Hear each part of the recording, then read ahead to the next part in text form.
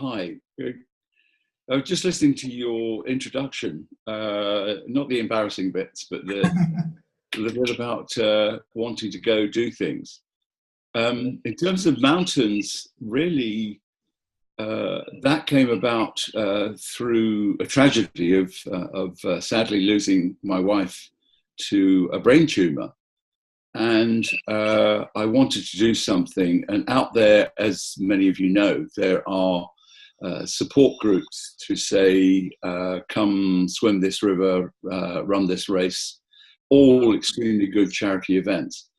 And I decided originally, the humor of it was to just go and climb one mountain.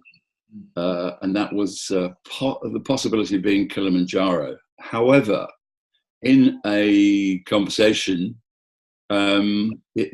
Chinese whispers, it got mixed up, and then somebody in the group came over and said, "Hey, I gather you're climbing a mountain a month." And I thought, what a great idea. And so on behalf of Brain Tumor UK, I took on the challenge to climb a mountain a month for a year, in salute of Glenys, my late wife, and to get me off my butt and out there and doing something.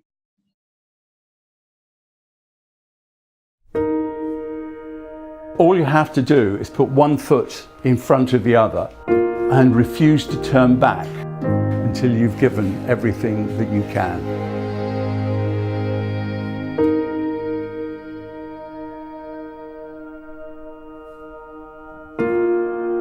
I'm a filmmaker, I'm a pilot, I am a trekker climber. I actually went to see if I could climb a mountain. That's me on top of a mountain, but I don't want you to look at me, I want you to look at what I'm looking at. Isn't that amazing? Isn't that absolutely beautiful? And we were just saying earlier, one of the most amazing things about it is you feel totally insignificant. This is Ben Nevis. That's how the day started. That's how the day continued. And literally, as we went on top, what you see, there isn't fog. What you see is an ice storm coming towards you at 70 kilometers an hour. And what do? Apart from cry? You hunker down and wait until it goes. And this little baby came up one morning, and this is Kilimanjaro. Which is, I have to say, a most amazing structure. This is about 8, 9 o'clock on New Year's Eve. And then it happened. We knew there was going to be a storm, an ice storm, and you've got these golf balls coming at you. And then it turned into a thunderstorm. And the worst that we had was death on the mountain that night, where one of the Irish leaders of a group that were just in front of us actually got killed, hit by lightning, which was awful. And then 2 young Tanzanian guys got lost in the storm, and a few hours later they were discovered and they died of hypothermia because the temperature had just dropped. Which is horrid, but we had to go on. We're coming up to a couple of guys that are actually playing music for fun, for their own entertainment and the entertainment of others.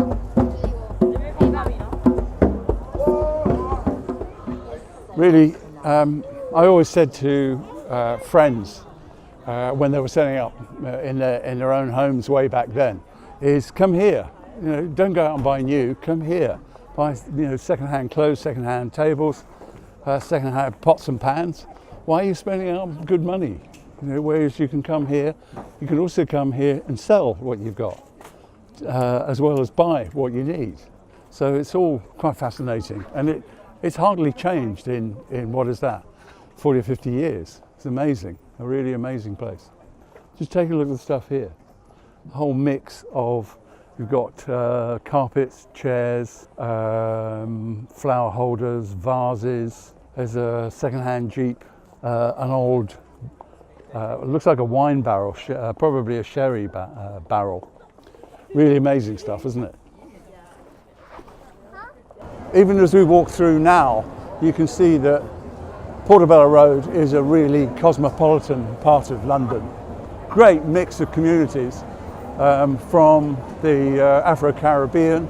There is a huge Greek community over here, and one of the biggest Brazilian communities in London is here in Bayswater and around Notting Hill.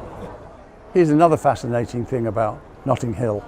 Behind me is the famous door from the movie Notting Hill, where Hugh Grant lived. It's the house where Hugh Grant lived, and it's now a tourist attraction.